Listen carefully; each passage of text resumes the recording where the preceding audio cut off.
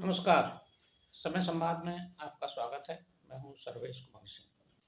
कल संसद में जो कुछ हुआ वह अप्रत्याशित था और पूरे देश को अचंभित करने वाला भी। कल यानी 13 दिसंबर संसद पर हुए आतंकवादी हमले की बरसी थी।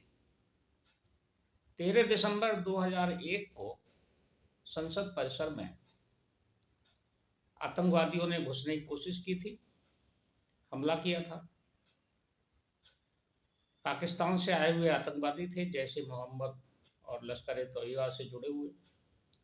हालांकि सभी पांचों आतंकवादी मारे गए थे, लेकिन 9 जवान भी और कुछ सुरक्षाकर्मी अन्य जो संसद की सुरक्षा में लगे थे वो शहीद हो गए थे। 13 दिसंबर की तारीख आने से पहले तमाम तरह की बातें हो रही थी और 13 दिसंबर को कुछ फिर से करने की धमकी भी मिल रही थी। ये धमकी कनाडा में बैठे हुए खालिस्तानी आतंकवाद से जुड़े हुए गुरपतवंत सिंह और पन्नू ने भी जारी की थी। सुरक्षा एजेंसियां चौकन्ना थी, लेकिन उतनी चौकन्ना नहीं थी कि संसद में जो कल हुआ उसको रोका जा सका। कल संसद भवन में दोपहर लगभग 11:15 बजे 2 युवक कूद गए। दर्शक दीर्घा में बैठे थे, दोनों को हालांकि पकड़ लिया गया। उन्होंने सनसनी फैलाने के लिए वहां एक स्मोक क्रेकर छोड़कर कुछ पीला धुआं भी उसमें किया। उसी समय बाहर, संसद के बाहर 2 लोगों ने, एक महिला और एक युवक, इन्होंने बाहर प्रदर्शन भी किया और नारेबाजी की। चारों लोग हालांकि पकड़ लिए गए। जो अंदर कूदे थे उन दोनों को सांसदों ने ही पकड़ लिया, बाहर के लोगों को पुलिसकर्मियों ने गिरफ्तार किया। लेकिन संसद की सुरक्षा में चूक हो गई।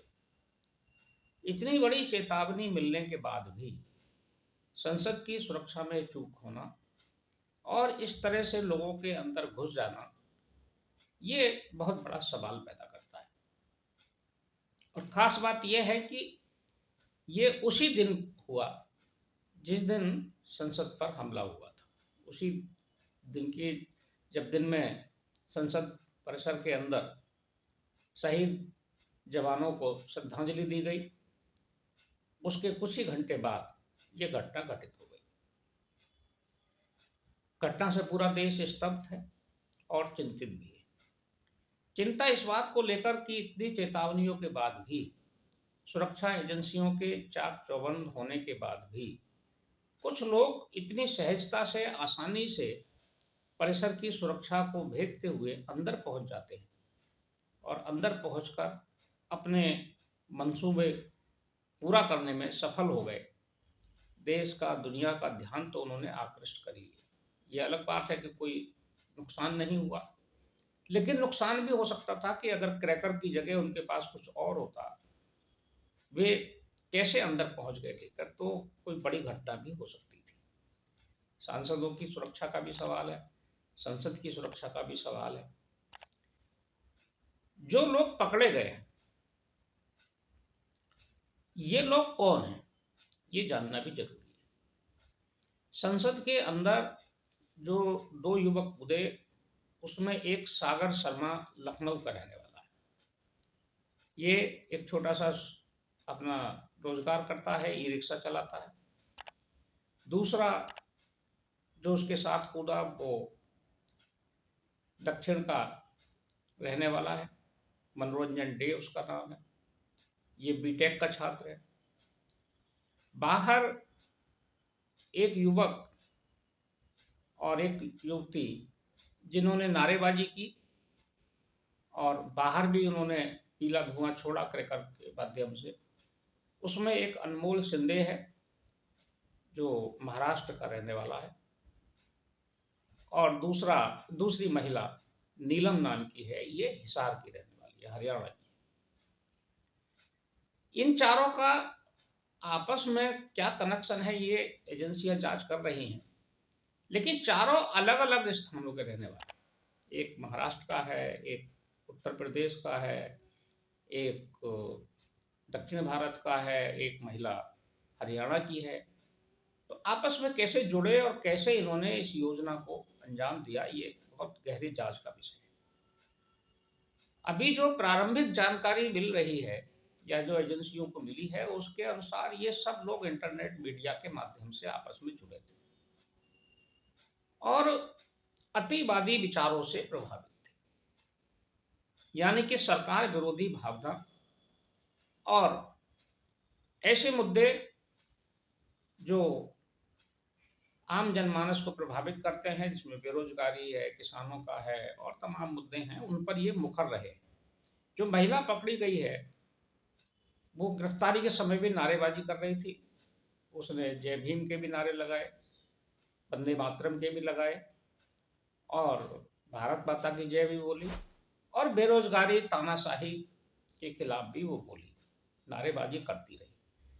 इस महिला का जो अतीत है, जो पता चला है, उसके हिसाब से ये कई बेरोजगारी विरोधी आंदोलनों में शामिल रही है, किसान आंदोलन में भी ये सक्रिय थी और कई आंदोलनों से जुड़ी रही। ये सब लोग आपस में इंटरनेट मीडिया से करीब 2 साल से जुड़े थे और इन्होंने एक ग्रुप भी बनाया हुआ था।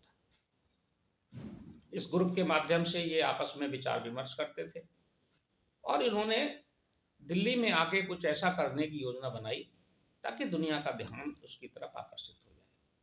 लेकिन ये बात इतनी छोटी है नहीं, क्योंकि जिस तरह से 13 दिसंबर की तारीख चुनी गई और वही संसद परिसर चुना गया, विरोध करने के, दुनिया में ध्यान आकृष्ट करने के या प्रदर्शन करने के और बहुत सारे तरीके हो सकते थे। जंतर मंतर पर प्रदर्शन कर सकते थे, धरना दे सकते थे, कुछ कर सकते थे, लेकिन ये वो किया जिसकी धमकी मिली हुई थी। यानी कि इसमें गहनता से जांच की जरूरत है कि कोई अंतरराष्ट्रीय कनेक्शन तो नहीं है या कोई टेररिस्ट कनेक्शन तो नहीं है इस पूरे मामले में, ताकि इनको एक टूल की तरह से यूज किया गया हो। चारों की आर्थिक स्थिति भी बहुत अच्छी नहीं, चारों बहुत सामान्य परिवार से भी है, ये भी एक बात सही है। चारों के पास कोई खास रोजगार नहीं है, ये बात भी सही। लेकिन जिस तरह से ये सब मिले और मिलके इन्होंने एक फुल प्रूफ योजना बनाई। हालांकि योजना में सहयोग करने वाले 2 अन्य लोग भी गिरफ्तार हुए हैं, जिसमें गुड़गांव में ये एक दिन पहले रुके थे रात को, और रात को रुक के उन्होंने वहीं ये योजना बनाई थी, बताते हैं। तो जो गिरफ्तार हुए हैं वो वहाँ से एक दंपति को गिरफ्तार किया गया है, उनके यहाँ इन्होंने शरण ली। लेकिन सुरक्षा में चूक कैसे हुई, सबसे बड़ा सवाल ये। और दर्शक दीर्घा में ये दोनों लोग पहुंचे, जिन सांसद के पास पर पहुंचे, जिन सांसद की रिकमेंडेशन पर पास बना, वो प्रताप सिम्हा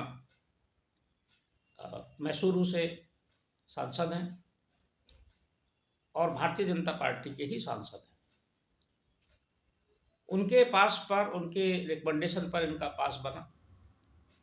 क्या उनका इनसे पहले परिचय था, क्या था, ये सारी चीजें तो जांच होगी। लेकिन सांसदों ने भी कल एक सर्वदलीय बैठक करके इस पर गहरी चिंता व्यक्त की। आखिर जांच एजेंसियां कैसे चूक गई कि वो जूते के सोल में छिपाकर क्रैकर ले गया और अंदर पहुंच गया, तो कैसे वो, क्या ये संभव है कि मेटल डिटेक्टर से या जांच एजेंसियों को धोखा देकर इस तरह की कोई भी चीज ले जाई जा सकती है? तो ये तो संसद की सुरक्षा के लिए बहुत बड़ा खतरा है। तमाम पहलुओं पर विचार हो रहा है। हालांकि अभी तत्काल संसद के सचिवालय ने सभी तरह के विजिटर पास बनाने पर रोक लगा दी। और हो सकता है कि जो सांसदों के पीए और पीएस हैं, उनके पास भी रद्द कर दिए जाएँ या उस पर भी रोक लगा दी जाए। इस घटना का जो सबसे बड़ा दुष्प्रभाव होगा और जिसका खमियाजा भुगतना पड़ेगा, वो मीडिया को भुगतना पड़ेगा। मीडिया पर भी तमाम तरह के प्रतिबंध अब लगा दिए जाएंगे। इस घटना के बाद मीडिया के अधिकारों को, स्वतंत्रता को भी प्रभावित किया जा सकता है, क्योंकि कल जो संसद में सर्वदलीय बैठक हुई है, उसमें कई सांसदों ने ये भी सुझाव दिए हैं कि मीडिया पर भी रोक लगाई जानी चाहिए और मीडिया के लिए भी नियंत्रण होने चाहिए। अभी जो मीडिया स्वतंत्र रूप से संसद के गलियारों में, गैलरी में, सब जगह जाते हैं, बात करते हैं, उस पर भी नियंत्रण किया जा सकता है। लेकिन संसद की जो सुरक्षा है वो सर्वोच्च है। वो संसद सुरक्षित रहनी चाहिए, सांसदों की भी सुरक्षा रहनी चाहिए। देश की सुरक्षा, राष्ट्रीय संप्रभुता और राष्ट्रीय एकता से उसका संबंध है, इस पर सवाल नहीं उठाया जा सकता। लेकिन जो भी प्रबंध किए जाए वो ऐसे किए जाए कि किसी के जो गलत मंसूबे हैं वो सफल ना हो। इसके लिए संसद और गृह मंत्रालय दोनों कुछ योजना बनाएंगे और उसकी समीक्षा करेंगे। समझा जाता है कि निकट भविष्य में ही कुछ ऐसी योजना बनेगी ताकि संसद की सुरक्षा को और मजबूत किया जा सके।